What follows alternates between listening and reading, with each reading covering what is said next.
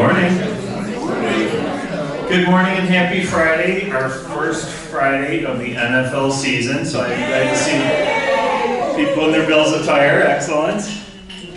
Oh, so speaking of Bills game, it is a home game. So just be aware that they always change the traffic pattern after halftime. But it's a late game, so it'll be about 11 p.m.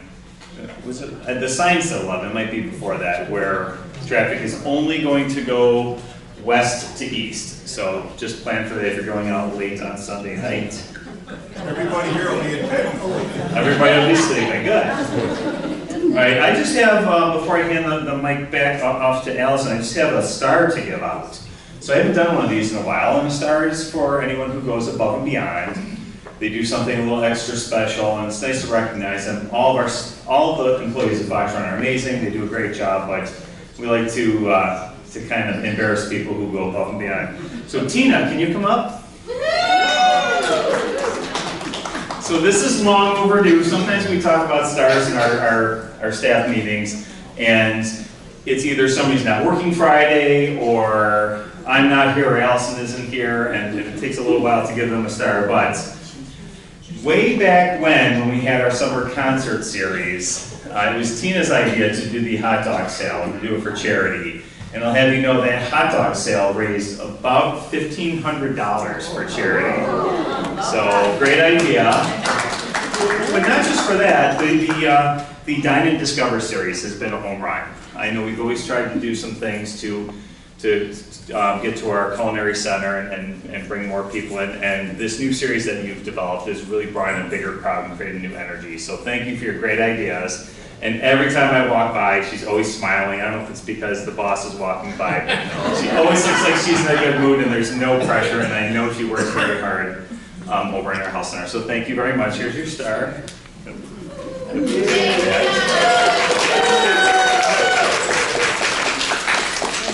want to say anything? You want to talk right away? Sure? Okay. She's too embarrassed to talk right now, so thank you again. And that's all I have, so Allison. Good morning, everybody. Good morning. Just one quick announcement I had. I know this has been posted and it's on all of your calendars, but this coming Wednesday, September 10th, from 11:30 to 1:30, right out here in our Commons lot, we're going to be having our mom sale. We are going to be having some produce for sale also from Myers Homegrown. If anyone drives around Orchard Park or Hamburg, you probably see their stands, but we're going to have little pumpkins, which I think might be cute if you want to decorate your patio homes or your apartments. We're going to have corn, an array of other things. Dining services will also be outside, serving pulled pork, mac and cheese, a cookie, and a drink for $6. We're going to have some games out there, some music, so it should be a really fun time. Everything will be either cash, or I will have invoices if you want to put on your monthly service fee. Dining will also track too, and they can bill you later for that meal. So that's open to all of you, your families, guests, so I hope you join us outside for that. And it looks like nice weather. I had a community member announcement. Nancy, do you want to come up?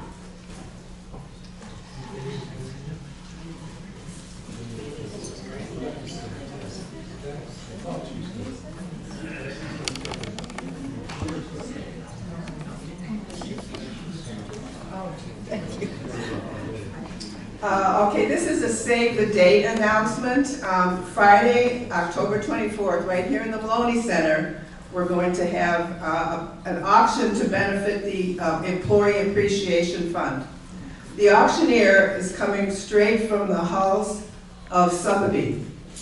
His name is not to be mentioned yet. Donations to this auction will be anonymous and can come from anyone, residents, staff, family members. So as you do your fall cleaning, please set aside something for the auction. More details will follow on the bulletin board. Thank you. October 24th, Friday. Thanks. We have any other community member announcements this morning? Yes. Yes, Ann.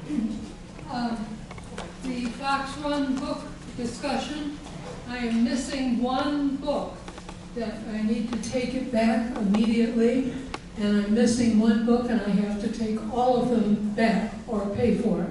So if someone who still has the maid, Anita Prost, would get it to my inbox or my apartment shelf today, it would be greatly appreciated. Any other community member announcements? Jean? I have a question about the Wednesday schedule. Yes. There's not two different times. One is 10:30 to 1:30, and then the other one on the monthly calendar listed the lunch hour schedule. So there's a little difference, so you know the time.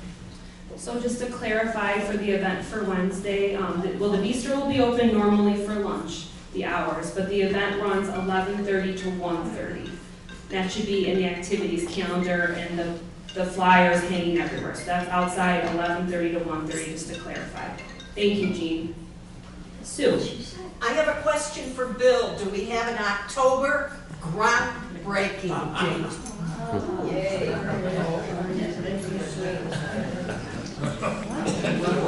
Ask before I walk all the way in the back. We do not have a groundbreaking date yet. We're still waiting for a process to unfold with, there's a board meeting with the Dormitory Authority of the State of New York, DASNY, who will be the issuer of our bonds. And that's next week, and we'll know more at that point whether we'll have groundbreaking in October or not. So it's still up in the air, still waiting for those regulatory approvals. Thank you. You're welcome. Okay, if there aren't any more announcements, I would like to introduce our speaker today. Cheryl McDonald is here from Explore Buffalo, and she's going to give the presentation, My City Smells Like Cheerios. So please welcome her.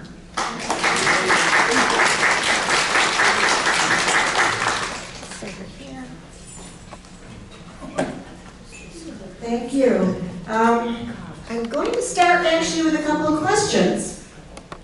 Has anybody been downtown and smelled Cheerios baking? Yes. Second question, who had a bowl of cold cereal for breakfast? So I'm going to talk about how Cheerios came to be made in Buffalo. And basically why we eat a bowl of cold cereal for breakfast. But first, my city smells like Cheerios, but we're not the only smelly city in the nation. In 2018, Expedia did a survey and came up with 10 smelly cities, not in any particular order, because certainly Cheerios or cereal smells better than garlic. But we made the list. Buffalo made another list. So before I get into Cheerios and Buffalo and all that stuff, I'm going to give a little short history of breakfast, which of course means breaking the fast. Back in Roman times, it was only the laborers who got up with the sun and had something to eat. It might be something like bread, cheese, olives, figs, and they would wash it all down with wine because the water wasn't potable. The other people, the elite, the upper class people, they would get up later in the day, probably eat the same thing, but they weren't getting up with the sun because the laborers were going out, and they were building coliseums and aqueducts and roads and everything. Now, St. Thomas Aquinas in the Middle Ages said, if you ate first thing in the morning, that would lead to gluttony. If the first thing you did was eat, you were just going to keep eating all day long. However, he said if you went to Mass first, then you could come back and eat whatever you wanted. Now, in medieval times, King Henry VIII, breakfast became a thing. You could sit down and you could have a big meal. I mean, we've all seen Henry VIII. We know that he liked a big meal. So they were having soup and stew and pheasants and all kinds of things. So it was acceptable. You didn't have to go to Mass first. You could just sit down and have a big breakfast. In the Victorian era, breakfast became a social event. The family would gather. The cook would bring you oatmeal and cakes and eggs and things like that. Everybody would be together, then they'd go off to work or school or whatever. Now in America at this time, 1800s, we were an agricultural society. We were just starting. We had a lot of farmers. The farmer would get up with the sun, grab something quick to eat, leftover meat pie or something, And then he would go out and do his chores, come back midday, sit down and have his big meal. This was all changing with the Industrial Revolution. We were leaving the farms coming into the city. We were going from an agricultural society into an industrial society. And so people were now living in the city, they were living in apartments, they were working in factories. The factory day, their work day, was like 10 or 12 hours, and it would probably be on the other side of the city. So they would pack a sandwich for lunch, but they would have a great big meal to start the day because they weren't going to be home for 12 hours.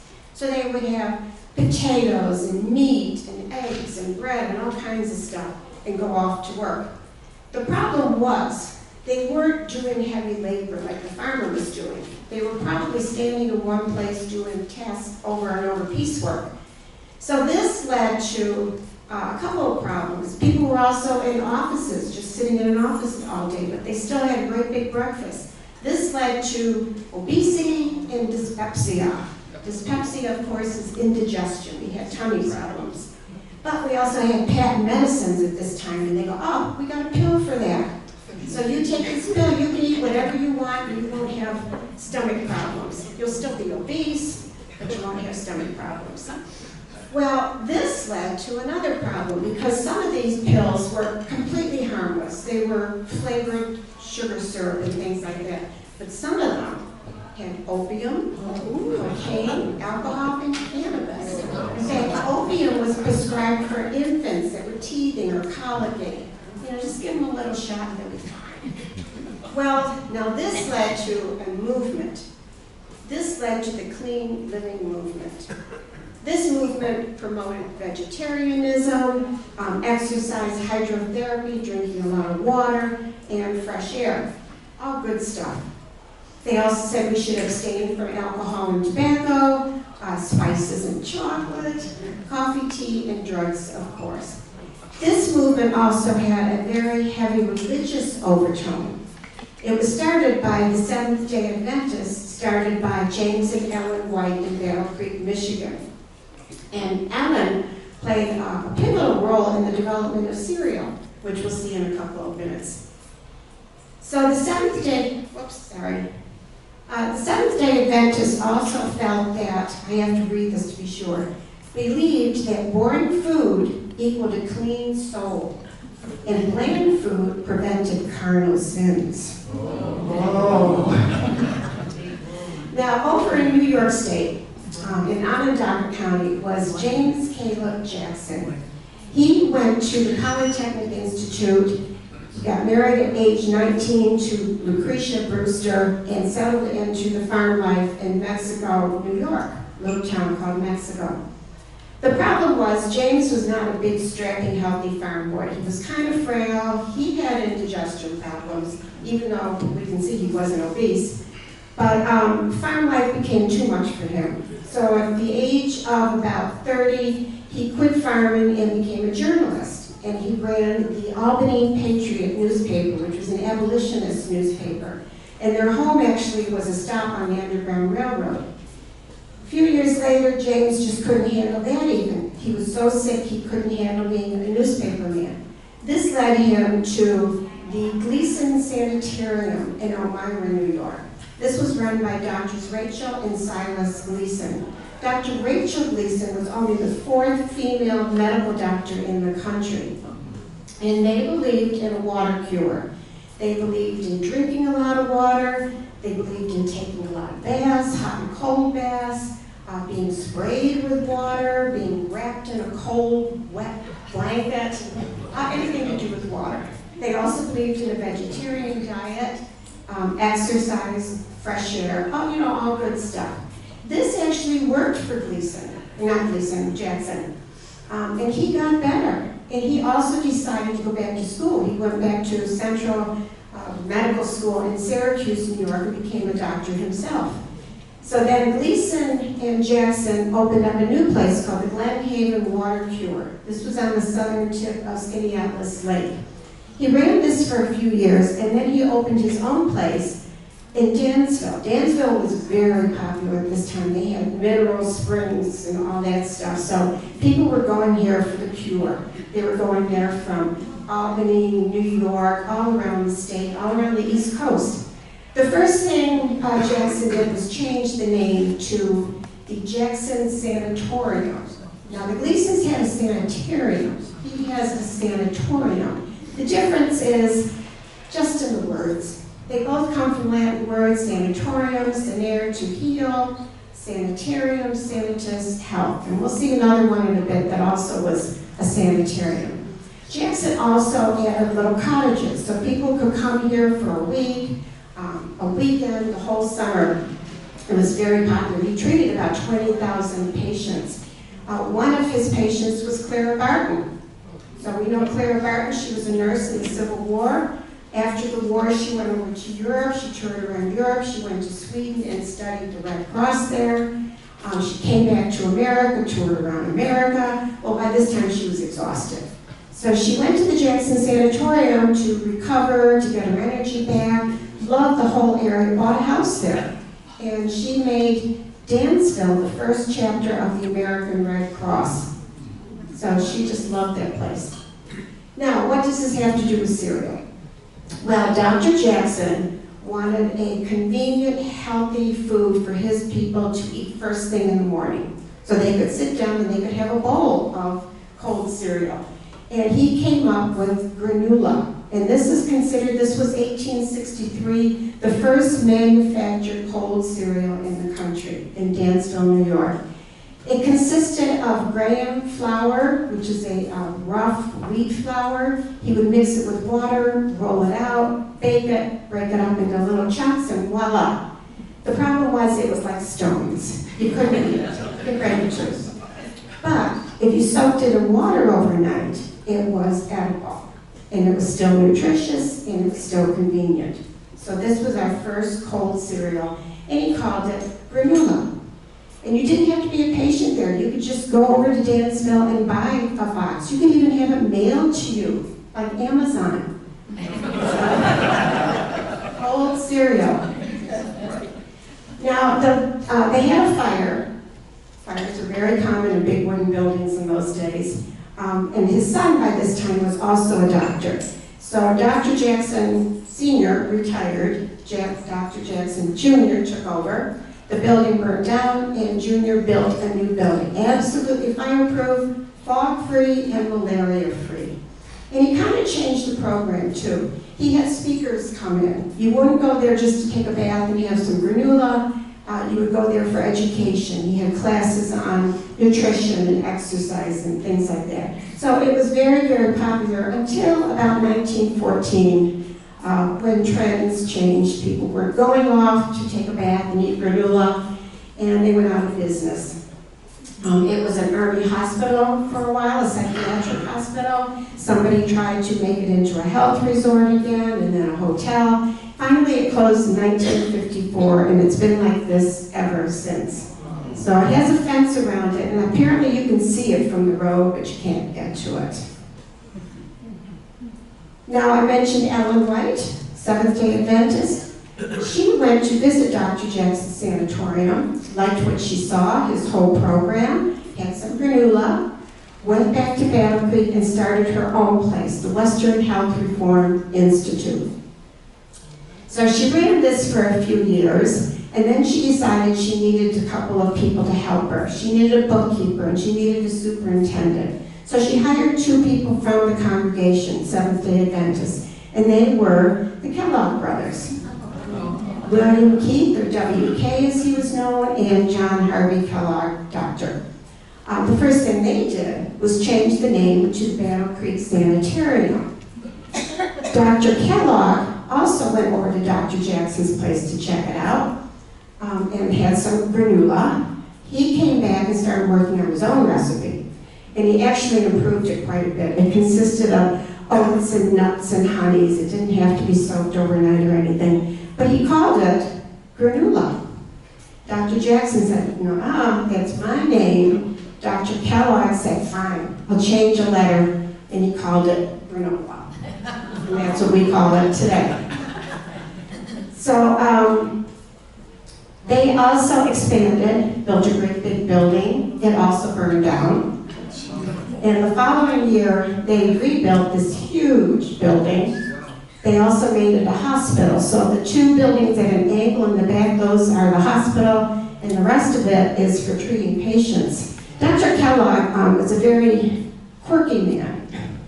He believed in things like an enema every day. So he had some very strange ideas. He's a very interesting person. In 1928, they expanded the building and they put this 14-story tower at the end so they could host another 600 guests. They did this in 1928. We know what happened the next year. So they went out of business. People were not going on vacation to take a bath.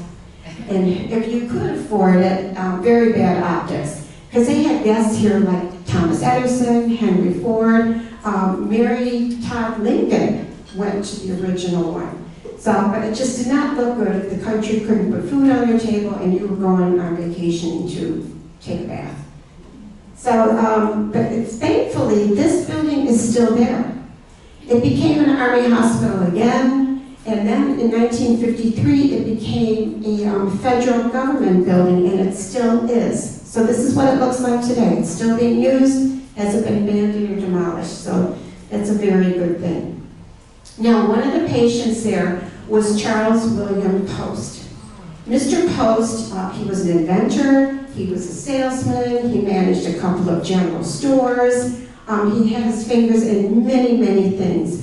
Unfortunately, he was always ill. He was chronically ill. And this led him to go over to Europe to find a cure. He was over in Europe for a couple of years trying to get better. Nothing worked. He came back home and he thought, oh, I might as well try this battle-free place. He went there, but by now he was absolutely broke. He lost all his money in Europe. The Kellogg said, not a problem, you can work it off.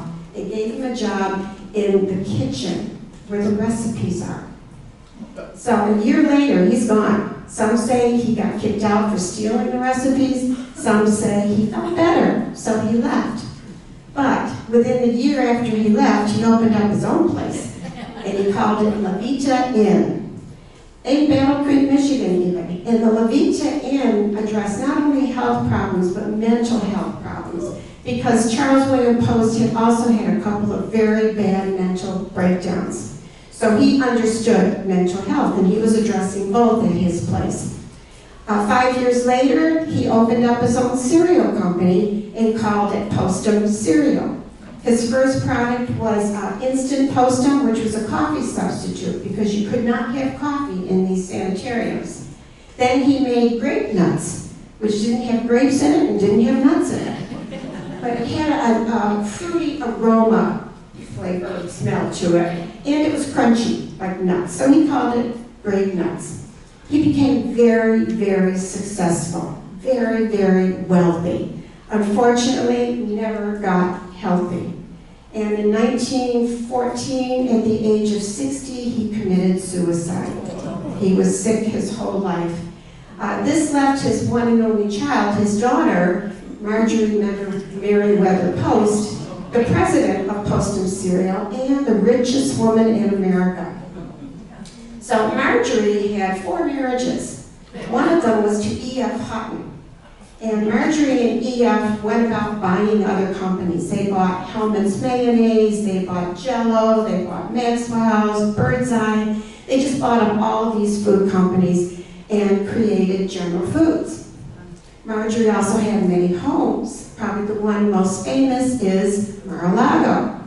She also had a home in Washington, D.C., in the Adirondacks, and a 54-room apartment on Fifth Avenue in New York City. So also in New York City was Edward Ellsworth. He owned flour mills in the Midwest and in the Bronx. In the Bronx, he had a company called Hornsby Oats, H-O Oats. And in around 1900, he moved one of the plants to Buffalo on Fulton Street here. And he's opened up H.O. Oats in Buffalo, where they made a couple of cereals. One of the cereals they made was the Force cereal. Force cereal was made with sugar. It had sugar in it and maple syrup. So in 1900, cereal was going from a health food into a convenient breakfast food, just like most of us had this morning. But Force cereal was only one of hundreds of cereal companies at this time. So Ellsworth knew he needed a gimmick. He needed something to make his stand out. And he asked two young women to create a mascot. We hadn't had a food cereal mascot yet. We had the Quaker Oats man on the box of Quaker Oats, but he really wasn't a mascot. This guy, the person that these two women created, was called Jimmy Dumps. Jimmy Dumps' backstory was he was a cranky, grumpy old man until he had his box of Force cereal in the morning. And then he became Sonny Jim. And of course there was merchandise. You could buy a pin and be a member of the Force Society of America, which kind of sounds like Star Wars. Or you could be Sonny Jim for Halloween, that's a mask in the middle. Or you could buy your child a Sonny Jim doll. Production ended in Buffalo in the 1980s, but it continued in England till 2013. He was much more popular in England for some reason. There was another cereal being made here in Buffalo called Corn Kings. Now, Corn Kings also had a mascot, probably the most politically incorrect mascot ever. And her name was Cornelia Kinks. She didn't have any merchandise, but you could collect these little postcards with her different stories. They were the jocular jinx of Cornelia Kinks. It's hard to believe, but this was produced for 17 years. For 17 years, people thought, oh, that's cute, that's funny.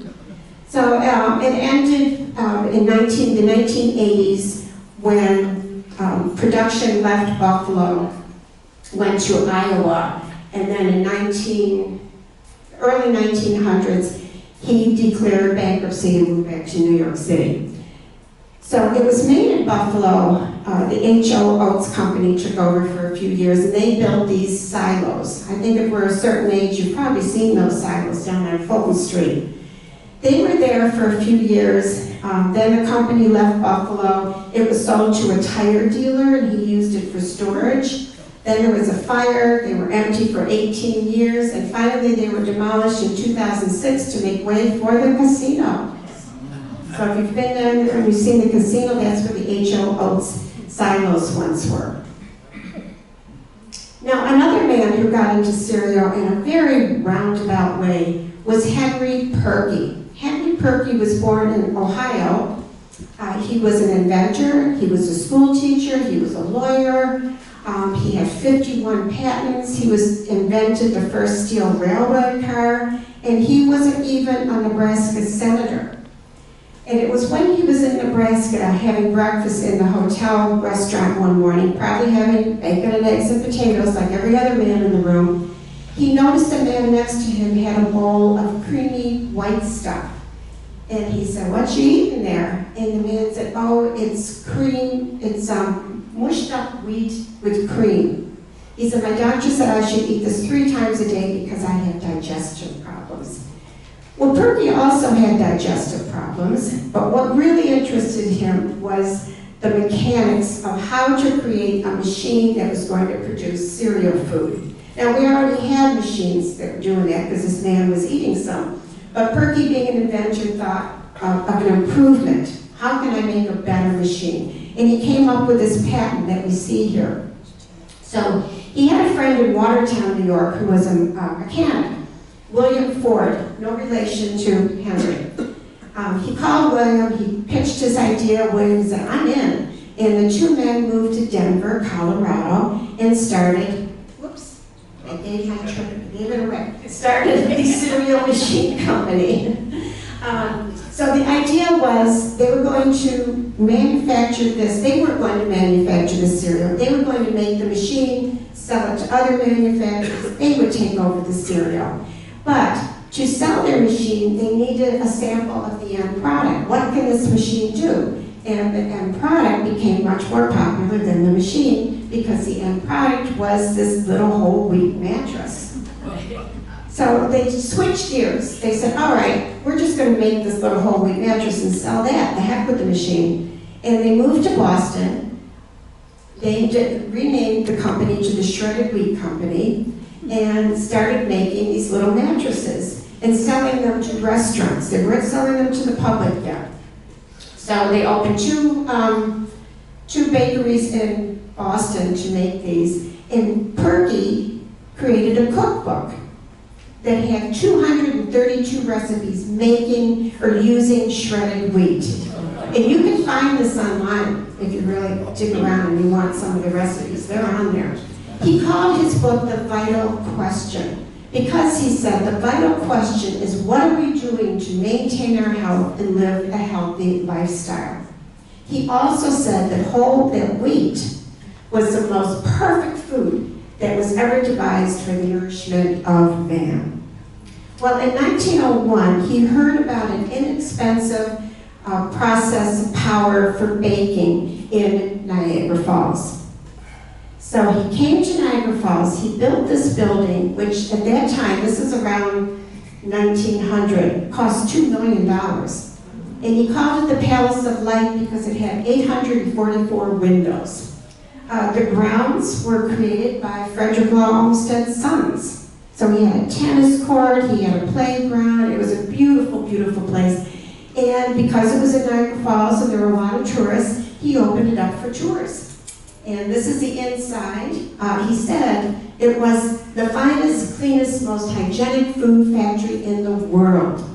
So you would go there, you would take a tour, your tour would end in the cafeteria where you would have a free lunch made with shredded wheat and then probably exit through the gift shop. Now, Mr. Perky and Edward Ellsworth, anybody who was making cereal, was getting their wheat from the Midwest. Minneapolis was the flour milling capital of the world. And Washburn Crosby Company was the largest milling company in the United States, probably the world also. In around 1903, Washburn Crosby expanded. They came to Buffalo. And they opened up this factory in Buffalo on the river. They came to Buffalo for a couple of reasons. One, we had easy access to Canadian wheat, which is very important. We had easy access to transportation. We were a major railroad hub. And we had cheap power from Niagara Falls. So I want you to note that smokestack over on the right there. This is 1903 because it's still there. It's still there down on Ganson Street near River Works. And it even says Crosby on the side of it. It's hard to believe, 1903. All our weather and our wind and everything, it's still there. So General Mills, they were making Betty Crocker boxes, they were making gold medal flour, all kinds of things were being produced in here. Not Cheerios yet, but they were making Wheaties was produced in there. So many cereals at this time were corn, rice, wheat, and most of them were flakes. So General Mills decided they wanted a modern new cereal. And they gave Lester Borchardt, who was a physicist and the head of research, they gave him the task of coming up with a new modern cereal. Then if you have a new modern cereal, you need a new recipe, and then you need a new machine to make this cereal. So it took them 8 years, 500 recipes. These are just some of the designs that they used, stars, dumbbells, things like that. They couldn't find the right one. Then they came up with this puffing machine. The puffing machine would take a tiny little bit of dough and shoot it through this gun at about 100 miles per hour, and it came out the other side, a little round O. And they called it Cheerios. This is 1941. It was marketed as not only a cereal, but a ready-to-eat cereal. So we had oat cereal, but you had to cook it, oatmeal. This was a ready-to-eat cereal. It was a snack food. It was probably baby's first finger food. And we had a mascot, Cheery O'Leary, which I thought was perfect. If you're in South Buffalo, You want a little Irish girl, Cheerio Leary. Well, she was the mascot for just a couple of years. Then the next one was Joe Idea. He was only around for about a year. Joe had ideas, of course, and he got his energy from eating Cheerios. It was still called Cheerios at that time. Well, then Quaker Oats finally had it and said, no, you can't use oats. That's our name. You're infringing. So I think they took a page from Dr. Kellogg's book and said, fine, we'll just drop a couple of letters. And it became Cheerios. And we had a new mascot. This is the Kid. He never had a name, he was just the Kid. And the Kid spent most of his time rescuing Sue from dragons and villains and stuff. Finally, in the 60s, they realized Sue could take care of herself. And Sue and the Kid just now had adventures, going off on adventures with each other. So in the 50s, late 50s, early 60s, we had cross promotions going on. So Cheerios was the sponsor of the Lone Ranger. Lone Ranger is on the front of the box. You had a frontier town on the back. You could cut these out and make your own little frontier village. Cheerios was featured in Rocky and Bullwinkle cartoons and strips. And even the Peanuts gang was in it. The Peanuts gang said you're on your toes with Cheerios. So it took 31 years for us to have a new flavor. 31 years of nothing but plain Cheerios. Finally, they came out with Cinnamon Nut Cheerios. This was only around for a couple of years. It wasn't real popular. But then we got Honey Nut Cheerios. Finally, 34 years before we got Honey Nut Cheerios.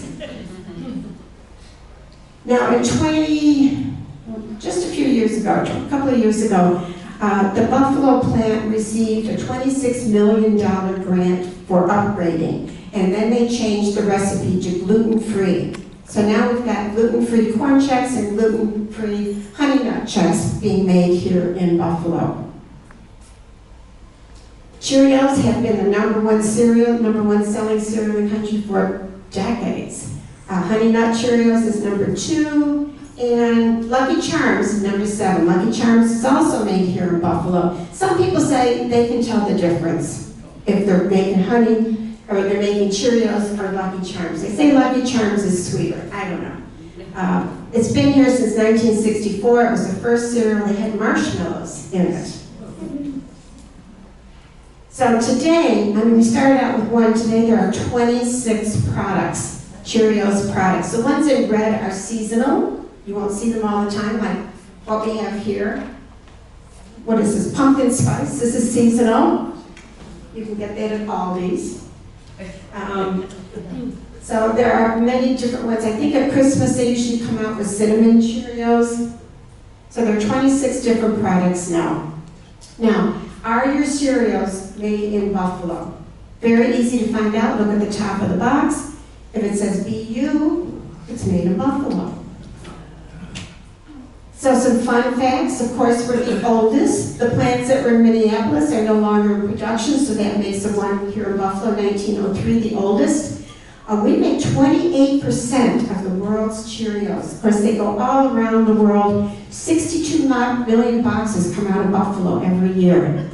Neil Diamond wrote that little Get Yourself Going with Cheerios. Now, here's your opportunity to win this box of Cheerios made in Buffalo.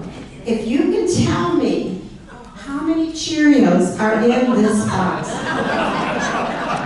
Who wants to guess? 1,200. 1,200, okay, I've got 1,200. 450. 450? Okay. 900. Oh, yes. 500. 500? 2,000. Who said 2,000? 1,500. All right, I'll take one more. 1,500. 1,500. Okay, who said 2,000? I did. You're the closest because there's 3,000. 3,000. So I saw a YouTube video where some guy had counted how many Cheerios were in a cup. And then how many cups were in a box. And then he did the math and he came up with a number. Well, we've got AI now. So I just asked AI, said how many Cheerios. and she told me how much one Cheerio weighs, and then she did the math. So 3,000 is 2,000 is the winner in your cereal. You want the cereal? I'll bring it to you later. You gotta open the box and count it. Yeah. Yeah, you'll have to prove to us. Open it up and count it. So are there any questions on cereal, Cheerios? No questions? Oh, yes. When you said for the making of the way the Cheerios, there was a process they called the cannon. It wasn't literally a cannon where they shot the, A puff gun. yeah. Yeah. That's what I've heard was called, referred to as the cannon. Oh, okay. It actually was created to make Kix. Okay, Kix cereal because they were round, but the puff gun that they used had the O. okay. So that was only the difference. Yes? Are they cooked? Are they baked In Buffalo, yes. in Buffalo? Yes. The wheat comes from the Midwest, probably. That's where most of the wheat is still, or Canada. We also have wheat. There are still ships coming into Buffalo. There's actually a website, I think it's like Track My Ship or something like that, that you can see the ships that are coming in. And a lot of people keep track of that and they go down there just to watch the big freighters come in. So they're still coming into Buffalo.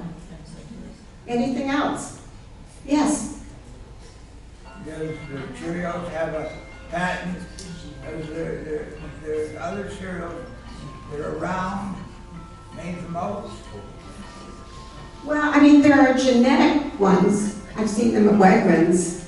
So I don't know if they have a patent. There's probably a patent on the machine, which would be the same thing. I really don't know about cereal like that, no. Thanks. There are about 400 employees here in Buffalo, so it's a pretty good-sized employer. Yes? Aren't the corporate headquarters still in Minneapolis? Yes. Corporate headquarters are still in Minneapolis, yeah. There are like 5 plants around here, or not around here. Let me go back and see if I can find it. Minnesota, California, Iowa, Ohio, New Mexico, and New York are the different states. So if you look at the top, I can't find out what their symbols are, but at the top of the box you will see different letters, but you're going to want the one that says BU. Anything else? Yes? Do the folks know what a Humphrey man lift is? No. You want to tell us? Real experience in the mill. There's many floors, it's vertical. And someone has escalators or stairs. There's a hole cut in the floor, about 3 feet. And there's an endless belt that runs up and down, and it's got steps on it. First comes the handle, you grab the handle, keeps coming in, you step out. And then you step off when you want to get out. The first time, you step down the hole by your feet for 5 stories. Kind of interesting. Yeah. My first real job was unlike unloading boxcars there. Oh, excellent, thank you. Well, you know, the grain elevators were created here in Buffalo in 1842, and there's something like that. They weren't elevators like we know in a building. It was like a conveyor belt, and it had buckets on it. And the scoopers would be down in the hole, and they would be scooping the wheat and the flour and everything into these buckets, and it would go up the conveyor belt and dump it into the silo. Where it used to be men would put it in a bag over their back, climb up a ladder and all that stuff. So all that was created here in Buffalo too. Well, if there are no more questions, I would like to say Cheerios. Check you later. And thank you for your attention today. Thank you, everybody. Have a great weekend and go Bills.